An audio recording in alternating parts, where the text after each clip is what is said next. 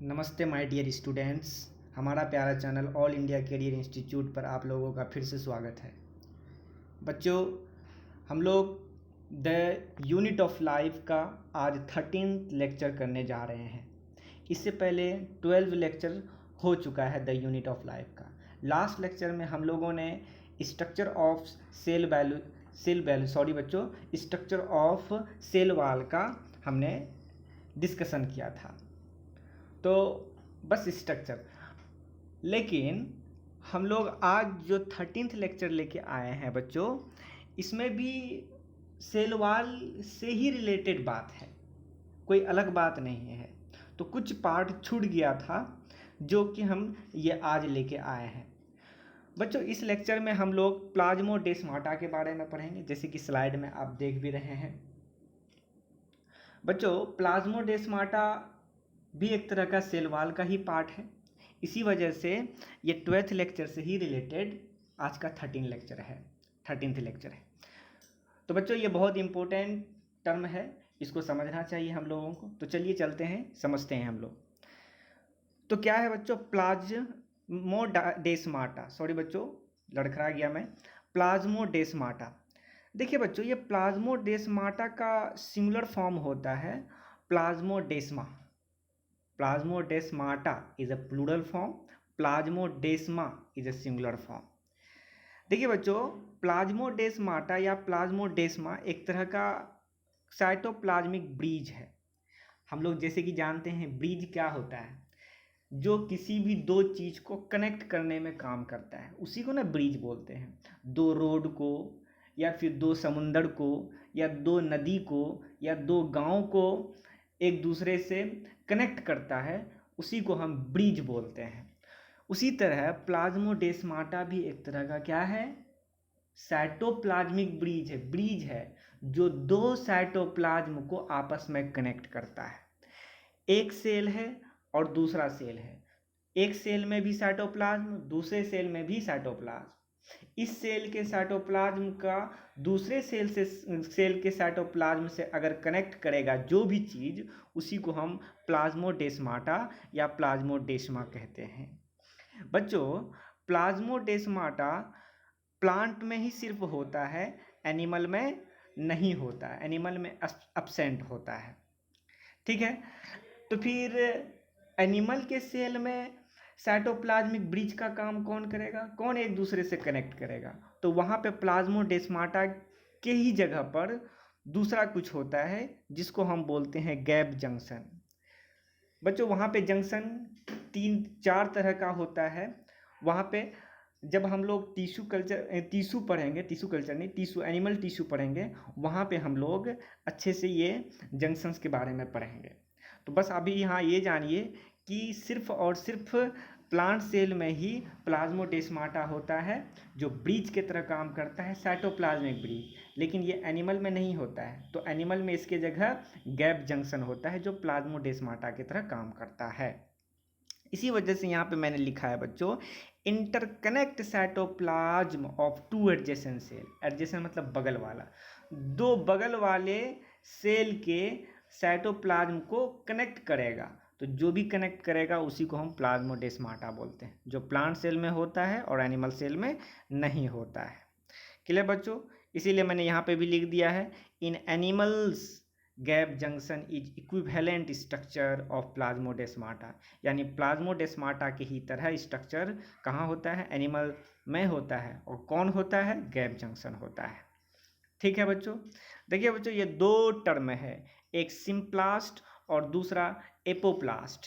यहाँ पे मैंने लिखा है फॉर्म सिम्प्लास्ट। ये प्लाज्मोडेस्माटा जो होता है कहाँ बनता है, सिम्प्लास्ट में बनता है, एपोप्लास्ट के बीच में, एपोप्लास्ट में बनता है। देखिए यहाँ पे मैं डायग्राम में भी समझाऊंगा। सिम्प्लास्ट का मतलब होता है लिविंग कंपोनेंट, वह कंपोनेंट जिसमें लाइफ वाला गुण होगा। और एपोप्लास्ट में मतलब होता है नॉन लिविंग कंपोनेंट। अगर सेल की बात करा जाए तो सेल में लिविंग कंपोनेंट साइटोप्लाज्म होता है, और non living component middle lamella, ML मतलब मिडिल लेमुला, और CW मतलब सेल वॉल। तो ये नॉन लिविंग कंपोनेंट सेल में मिडिल लेमुला और सेल वॉल होता है। तो चलिए बच्चों, हम लोग इसी दोनों टर्म यानी सिम्प्लास्ट और एपोप्लास्ट और भी जो हम लोगों ने पढ़ा उसको हम पहले डायग्राम से समझते हैं, फिर वापस इस स्लाइड में हम आएंगे। तो चलिए इस डायग्राम से समझिए। देखिए बच्चों, यहाँ पे हमने दो सेल लिया है, एडजेसेंट सेल, एक सेल ए है और दूसरा सेल बी है। ये दो सेल मैंने लिया है। अब इस दोनों सेल को हम माइक्रोस्कोप के पास ले जाते हैं और उसको जूम करके, देखिए ये मैं बनाता हूँ। तो जब मैंने जूम करके सेल, ये देखिए ये दोनों सेल को मैंने बनाया है।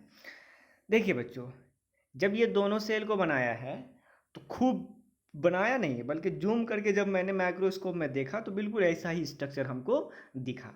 देखिए बच्चों, ये एक सेल यानी सेल ए है और ये वाला सेल बी है। ये दो सेल हमने देखा है। जी हाँ, मैं इरेज कर देता हूँ, ये दो सेल है। अब यहाँ पे देखिए, एक सेल का ये वाला पार्ट जो है, सबसे आउटर मोस्ट बाउंड्री, वो सेल वॉल हो गया। उसके अंदर जो बाउंड्री है उसको हमने बोल दिया क्या, प्लाज्मा मेम्ब्रेन। और देखिए बच्चों, दोनों दो हम जैसे कि जानते हैं दो सेल के बीच में क्या होता है, मिडिल लेमला होता है जो दोनों सेल को जोड़ने में काम करता है। तो ये बच्चों, ये देखिए ये वाला क्या है, वाइट कलर का जो मैंने बीच में बनाया है, ये मिडिल लेमला है। लेकिन यहाँ पे दूसरी वाली एक बात है कि हो क्या गया कि यहाँ पे दोनों सेल के बीच में देखिए एक तरह का गैप बन गया है ना, यहाँ से लेकर यहाँ तक, ये देखिए गैप बन गया, ये वाला गैप बन गया यहाँ से यहाँ तक। जिस गैप के थ्रू बच्चों इस सेल ए का साइटोप्लाज्म और सेल बी का साइटोप्लाज्म एक दूसरे से कनेक्ट हो गया है। नहीं कनेक्ट हुआ है? जी हाँ, कनेक्ट हो गया। इसके साइटोप्लाज्म इसके साइटोप्लाज्म में जा सकता है, उसका साइटोप्लाज्म इसके साइटोप्लाज्म में आ सकता है, एकदम एक दूसरे से मिल गया है। अब जो मिल गया है बच्चों, उस जहाँ जिस वाला पार्ट से मिला है, इस वाले पार्ट से जहाँ से मिला है, इस वाले पार्ट में देखिए कुछ रेड कलर से अंदर में बना हुआ है। ये रेड कलर से जो अंदर में बना हुआ है, ये कुछ और नहीं है बच्चों, ये इंडोप्लाज्मिक रेटिकुलम है। क्या है बच्चों? Endoplasmic reticulum.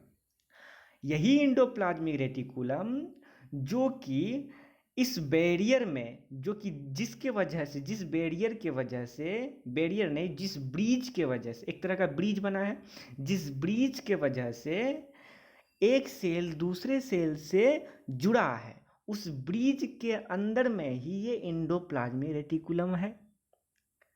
तो वह इंडोप्लाज्मिक रेटिकुलम जो इस ब्रिज में ही रहे या बना हुआ रहे, उस इंडोप्लाज्मिक रेटिकुलम को ही बोलते हैं डेस्मोटिब्यूल। क्या बोलते हैं? डेस्मोटिब्यूल। तो डेस्मोटिब्यूल क्या है?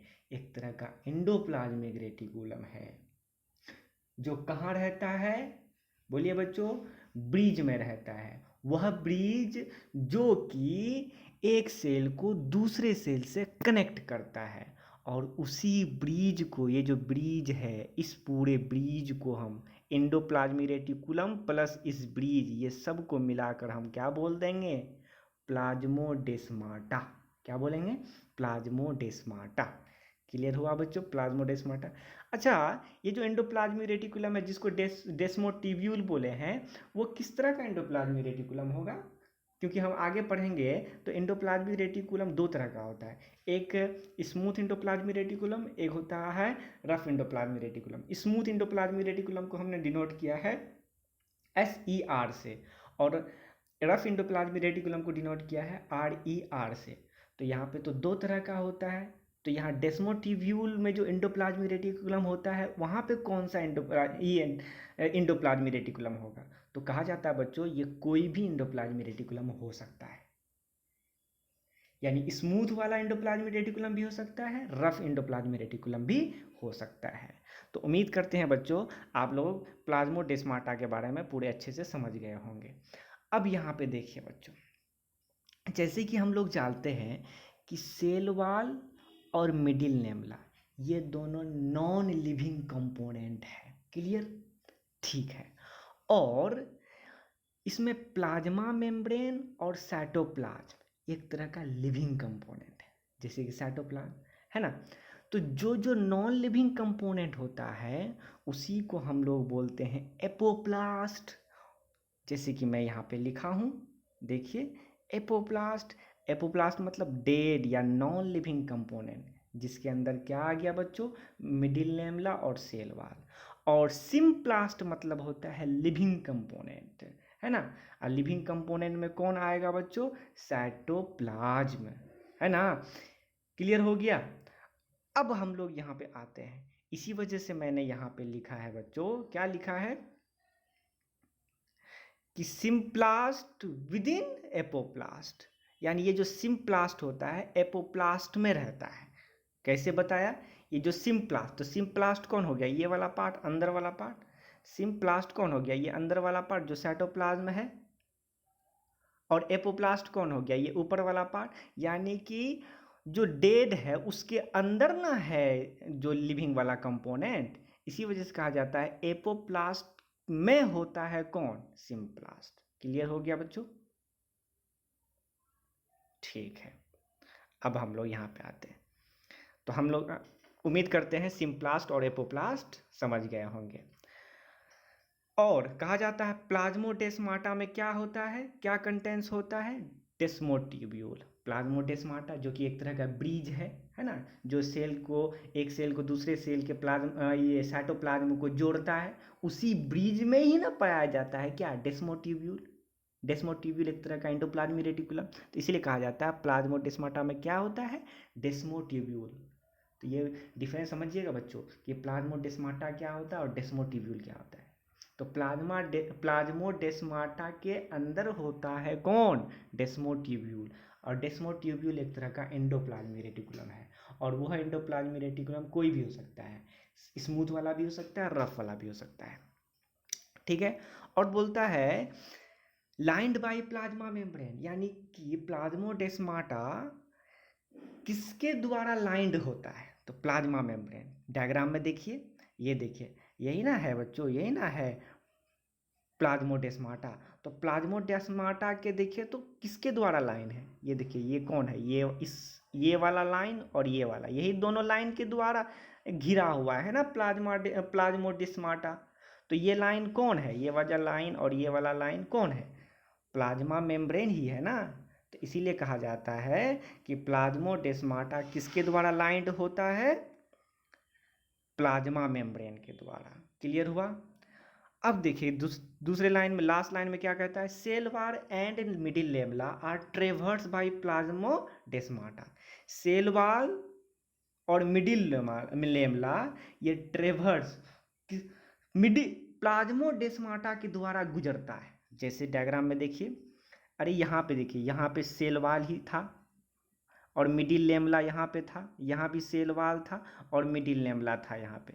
अब बताइए ये जो प्लाज्मोडेस्माटा बना तो अब तो सेल वाल गया, यानी कि यहाँ कहने का मतलब कि सेल वाल और मिडिल लेमला को चीरते हुए कौन निकलता है, प्लाज्मोडेस्माटा। इसी वजह से यहाँ पे लिखा गया है क्या बच्चों, इरेज कर देता हूँ मैं, इसी वजह से यहाँ पे लिखा गया है क्या कि cell wall and middle lamella ये दोनों ट्रेवर्स किया जाता है किसके द्वारा, प्लाज्मोडेस्माटा के द्वारा, यानी कि इस दोनों के को चीरते हुए निकलता है कौन, प्लाज्मोडेस्माटा। क्लियर हुआ। तो हम उम्मीद करते हैं कि प्लाज्मोडेस्माटा क्या होता है, उसका सिंगुलर फॉर्म प्लाज्मोडेस्मा समझ गए होंगे। क्लियर। अब आगे हम लोग जाते हैं, पिट्स। ये पिट्स क्या होता है, देखिए बच्चों, जब ये पिट्स भी एक तरह का सेल वाल का ही पार्ट है। जब सेल वाल, वो भी सेल वाल में कौन सा, टर्सरी वाल, सेकेंडरी वाल या प्राइमरी वाल, तो वो कहा जाता है सेकेंडरी वाल का। तो सेकेंडरी वाल का पार्ट है कौन, पिट्स। क्लियर। अब ये देखिए, जब सेकेंडरी वाल का फॉर्मेशन होता है ना, उसी वक्त ये पिट्स का फॉर्मेशन हो जाता है। जैसे डायग्राम से देखिए बच्चों, ये देखिए, ये देखिए, इधर भी एक सेल है, मान लेते हैं ये एक सेल है, और यहाँ पे भी एक सेल है। उसी तरह इसका भी एक सेल यहाँ है और इधर भी सेल होगा। ठीक है, हमने क्या किया है, दो सेल लिया है आपस में। क्या लिया है? दो सेल, एडजेसेंट सेल लिया। तो इस वाले सेल का साइटोप्लाज्म मान लेते हैं, इसका साइटोप्लाज्म ए, और इस वाले सेल का मान लेते हैं, सेल का साइटोप्लाज्म है बी। ये दो साइटोप्लाज्म, यानी कि मैंने दो सेल लिया, इसका मतलब समझिएगा, मैंने बहुत दो सेल अलग अलग नहीं बनाया है, मैं बस समझा देता हूँ कि यहाँ पे भी एक सेल, यहाँ एक सेल, दो सेल लिया है। इस वाले सेल का सेल वाल है ये, और इस वाले सेल का सेल वाल है ये। क्लियर है कि नहीं? और यहाँ पे देखिए, तो इसका मतलब ये जो है कि ये क्या है, सेल वाल है, और वो भी कौन सा सेल वाल है बच्चों, सेकेंडरी वाल। क्या है, यहाँ पे वाई छूट गया, सेकेंडरी वाल।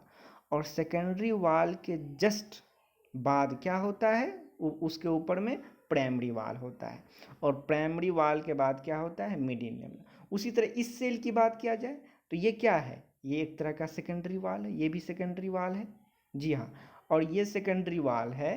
तो इसका मतलब ये वाला क्या हो गया, प्राइमरी वाल, और इस सेल का ये हो गया क्या, मिडिल लेवल। अब मैं इरेज कर देता हूँ, अब फिर से समझिएगा।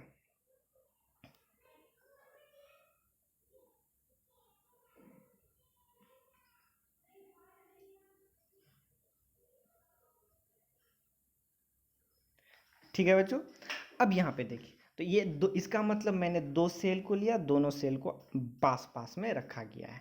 तो इसका मतलब दिस इज क्या, सेकेंडरी वाल, ये भी क्या है, सेकेंडरी वाल, और ये प्राइमरी वाल, और ये वाला क्या है बच्चों, मिडिल लेमला, ये वाला। ठीक है, मैंने बना दिया है। अब यहाँ पे देखिए बच्चों कि ये जो सेकेंडरी वाल देख रहे हैं आप, इस सेकेंडरी वाल में एक जगह ऐसा, इस जगह ऐसा जहाँ पे खाली है। उसी तरह इस वाले सेकेंडरी वाल में देखिएगा तो एक जगह ऐसा है जहाँ पे खाली है। तो ये मैंने खाली नहीं किया है, जब ये सेल वाल बन रहा था तो वहाँ पे इस जगह डिपोजिशन, इस जगह डिपोजिशन, इस जगह डिपोजिशन, इस जगह डिपोजिशन हुआ, लेकिन इस जगह जहाँ खाली है वहाँ पे डिपोजिशन, केमिकल कंपोनेंट्स का डिपोजिशन नहीं हुआ, जिसके वजह से खाली पड़ गया। इसी खाली जगह को, ये जो खाली जगह है, इसी खाली जगह को हम बोलते हैं क्या, पिट। क्या बोलते हैं, पिट। क्लियर? या इसी को हम बोलते हैं पिट कैविटी। क्लियर? तो इसका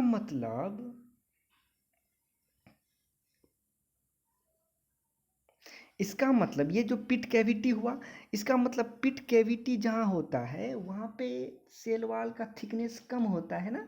हाँ बच्चों, सेल वाल का, बच्चों यहाँ से लेकर यहाँ तक हुआ आपका क्या, सेल वाल, लेकिन यहाँ पे सेल वाल का थिकनेस कम है। कितना है तो बताओ तो, बस इतने हैं। प्राइमरी सेल वाल, प्राइमरी वाल जितना मोटा है उतने ही तक है, क्योंकि यहाँ पे सेकेंडरी वाल तो है ही नहीं, इसी वजह से यहाँ पे अनथिकेंड है। तो अनथिकेंड सेकेंडरी वाल इज कॉल्ड क्या, पिट। क्लियर हुआ? हाँ, और इस पिट का मेम्ब्रेन कौन कहलाएगा, ये वाला, ये वाला और ये वाला, यानी प्राइमरी वाल और मिडिल लेमला ही क्या कहलाता है, पिट का मेम्ब्रेन हो जाएगा। क्लियर? इसी वजह से मैंने यहाँ पे लिखा है, यहाँ पे मैंने लिखा है कि यहाँ से यहाँ तक क्या कहलाएगा, पिट मेम्ब्रेन। क्लियर बच्चों, पिट मेम्ब्रेन। अब ध्यान दीजिए,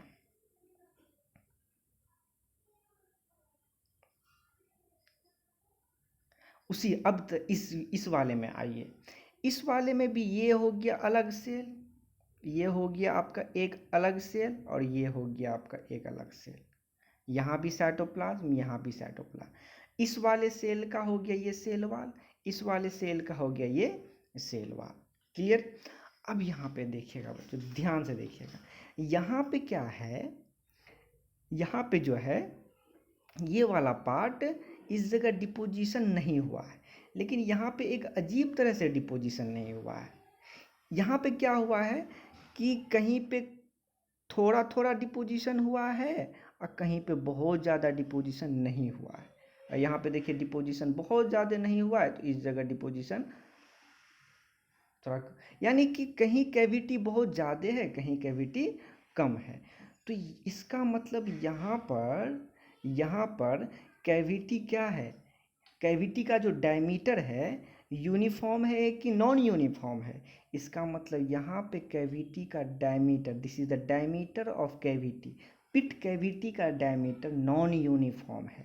लेकिन इस जगह पे देखिए बच्चों, यहाँ पर इस वाले पिट में, तो जब इस वाले पिट में देखिएगा तो यहाँ पे हर जगह डायमीटर क्या है, यूनिफॉर्म है। तो ये हो गया यूनिफॉर्म है। तो वह पिट जहाँ पे, या वह पिट कैविटी जहाँ पे डायमीटर क्या होगा, यूनिफॉर्म होगा, वैसे पिट कैविटी को हम बोलते हैं क्या, सिंपल पिट। और वह पिट कैविटी जहाँ पे पिट कैविटी का डायमीटर क्या होगा, नॉन यूनिफॉर्म होगा, वैसे पिट को हम बोलेंगे बॉर्डर्ड पिट। क्या बोलेंगे बच्चों, बॉर्डर्ड। तो समझ गए बच्चों दोनों में डिफरेंस। तो इसका मतलब पिट भी दो तरह का, एक सिंपल पिट और एक बॉर्डर पिट। कहीं कहीं पे अगर यूनिफॉर्म पिट कैविटी का डायमीटर होगा तो वो बोलेंगे सिंपल पिट, और जहाँ पे पिट कैविटी का डायमीटर नॉन यूनिफॉर्म होगा उसको हम बॉर्डर्ड पिट बोलेंगे। अब मैं बच्चों सारों को इरेज करके मैं सबको रिप्रेजेंट कर देता हूँ कि कौन क्या क्या है।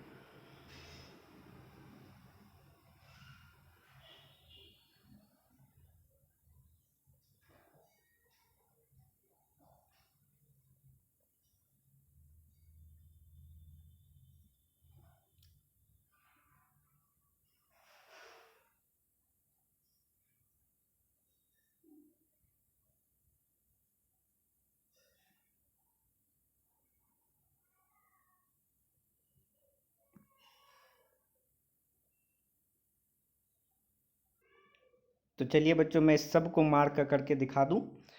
तो ये हो गया आपका सेकेंडरी वाल, ठीक है, और ये हो गया आपका प्राइमरी वाल, और ये बीच वाला हो गया मिडिल लेमला, और ये हो गया आपका क्या, पिट कैविटी, ठीक है। और चूंकि ये पिट कैविटी हर जगह का डायमीटर सेम है, इसी वजह से ऐसे पिट कैविटी को हम क्या बोलेंगे, यूनिफॉर्म डायमीटर वाला पिट कैविटी। और फिर आगे चलिए बच्चों, ये हो गया आपका मिडिल लेमला प्लस दोनों प्राइमरी वाल को मिलाकर हम क्या बोलेंगे, यहाँ से लेकर यहाँ तक पूरे को पिट मेम्ब्रेन बोलेंगे। और जिस वाले पिट कैविटी का यूनिफॉर्म डायमीटर होगा उसको हम कौन सा बोलेंगे, सिंपल पिट बोलेंगे। क्लियर बच्चों, ठीक है। उसी तरह यहाँ पे भी समझ जाइएगा कि ये हो गया आपका ये सेकेंडरी वाल, और ये भी सेकेंडरी वाल, ये हो गया प्राइमरी वाल, और ये हो गया मिडिल लेमला, ठीक है। तो ये आप यहाँ पे हम नहीं कर रहे हैं रिप्रेजेंट, आप लोग कॉपी में कर लीजिएगा रिप्रेजेंट, ठीक है बच्चों। तो उसी तरह ये भी आपका क्या होगा, ये वाला भी हो जाएगा पिट कैविटी इधर का, ठीक है।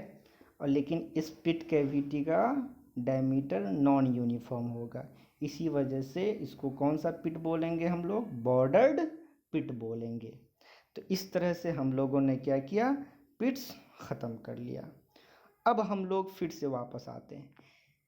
अब समझिए, अब आपको समझ में आएगा। तो लिखा है देखिए, अनथिकेंड, जहाँ पे मोटाई नहीं होगा, अनथिकेंड एरिया ऑफ किसका, सेकेंडरी वाल, उसी को हम क्या बोलते हैं, पिट बोलते हैं।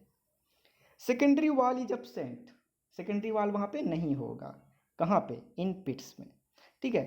पिट्स जो होता है किस किस चीज़ों से बना होता है, एक पिट मेम्ब्रेन से, जिसमें कहीं कहीं पोर्स होगा उस मेम्ब्रेन्स में, मैंने आपको यहाँ पे नहीं बताया।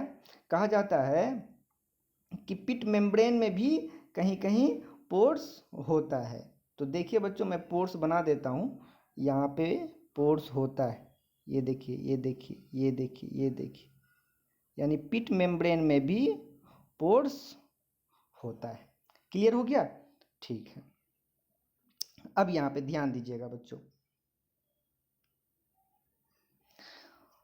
तो पिट जो होता है वो बना होता है कंसिस्ट ऑफ दो चीज़, पिट मेम्ब्रेन और दूसरा पिट कैविटी। तो पिट मेम्ब्रेन में क्या होता है, पोर्स होता है, इसी वजह से चूंकि पोर्स होता है इसी वजह से ये परमिएबल मिडिल लेमला होता है। ठीक है, तो उसका मिडिल लेमला क्या होता है, परमिएबल होता है, मतलब किसी भी चीज़ को आने जाने दे सकता है। ठीक है, एंड टू प्राइमरी वाल्स, और दो प्राइमरी वाल से बना होता है जो कि एडजेसेंट सेल का होता है, अगल बगल से। इस सेल का भी एक प्राइमरी वाल और दूसरे वाले सेल्स का भी प्राइमरी वाल। ठीक है, और दूसरा जो होता है किस चीज़ से बना होता है, पिट कैविटी से। ठीक है, जिसको हम अभी अभी दिखा दिए। और पिट कैविटी भी दो तरह का होता है बच्चों, डायमीटर के आधार पर, एक यूनिफॉर्म वाला और जिसका डायमीटर नॉन यूनिफॉर्म होगा। तो वह पिट कैविटी जिसका डायमीटर यूनिफॉर्म होगा उसको हम सिंपल पिट बोलते हैं। और मैंने ब्रैकेट में लिखा है कॉमन, यानी कि ज़्यादातर सेल वाल में कौन सा पिट होता है, सिंपल पिट होता है। ठीक है, और दूसरा है नॉन यूनिफॉर्म, अगर डायमीटर होगा तो वैसे वैसे पिट को हम क्या बोलेंगे, बॉर्डर्ड पिट बोलते हैं। ये सिर्फ ट्रैकाइड सेल में ही, यानी ट्रैकाइड एक तरह का टिश्यू है, उसके सेल्स में ही क्या होगा, बॉर्डर्ड पिट होगा। क्लियर हो गया बच्चों? तो उम्मीद करते हैं सारी चीज़ें यानी पिट्स के बारे में आप लोग अच्छे से पढ़ लिए होंगे। उसके डायग्राम को भी मैंने दिखाया, देखिए सारी चीज़ों को आप लोग अच्छे से लिख लीजिएगा अपने नोट्स में। और पिट्स से पहले मैंने हम लोगों ने क्या बताया, प्लाज्मोडेस्माटा के बारे में। तो उम्मीद करते हैं प्लाज्मोडेस्माटा के बारे में भी अच्छे से समझ गए होंगे। और इस डायग्राम को अच्छे से बना लीजिएगा बच्चों, और सारी चीज़ों को याद रखिएगा और नोट्स जरूर। ये एपोप्लास्ट, सिम्प्लास्ट, ये सब के बीच में भी डिफरेंस हम लोगों ने जाना। तो थैंक यू सो मच बच्चों, इसी तरह पढ़ते रहिए, नोट्स बनाते रहिए और मेरे वीडियो के साथ बने रहिए। और सब्सक्राइब करना मत भूला कीजिए बच्चों, लाइक किया कीजिए और कमेंट करके तो ज़रूर बताइए कि कैसा लगा वीडियो, क्या कमी है, क्या आप लोगों को और चाहिए। तो आगे जो आने वाला है बच्चों, ये आज जो है सेल वाल की पूरी कहानी, अब सेल वाल में कुछ भी नहीं बचा। तो सेल वाल की पूरी कहानी आज, यानी ये 3 लेक्चर में 11, 12 और ये 13 आज का कंप्लीट हो गया सेल वाल की पूरी बात।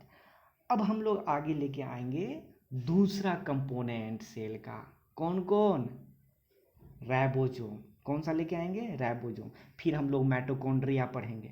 तो सब पहले अगला जो लेक्चर आएगा यानी 14th लेक्चर वो राइबोसोम पे आएगा। तो थैंक यू सो मच बच्चों, अपना टाइम देने के लिए थैंक यू सो मच।